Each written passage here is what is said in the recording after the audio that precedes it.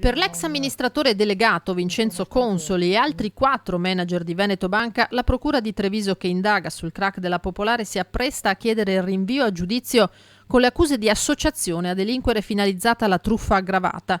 Si tratta dell'ex condirettore generale Mosè Faggiani, dell'ex responsabile della Direzione Centrale Pianificazione e Controllo Renato Merlo, di Giuseppe Cais, suo successore, e dell'ex direttore del settore Capital Management Andrea Zanatta. Consoli rischia così di vedere avviare un nuovo processo a suo carico, oltre a quello già in corso per aggiotaggio, ostacolo alla vigilanza e falso in prospetto. Sicuramente è positivo che si sia arrivati alla conclusione di questo troncone di indagini, sicuramente è positivo da un punto di vista di accertamento di responsabilità di fatti ulteriore rispetto a quelli già emersi nel processo a carico di Consoli. Certo c'è anche qui il rischio della prescrizione. Si apre dunque un nuovo scenario in cui Consoli non rimarrebbe più l'unico a rispondere del crack. Per le parti civili cosa può cambiare?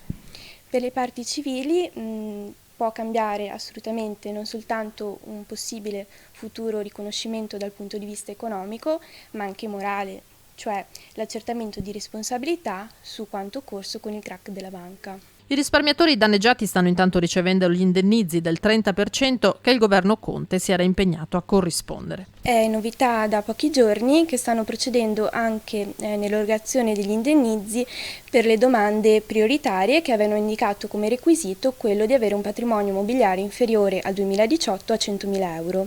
Quindi si auspica che nel giro di qualche mese si finiranno anche gli indennizi alle domande prioritarie e si comincerà anche a erogare gli indirizzi a quelle non prioritarie.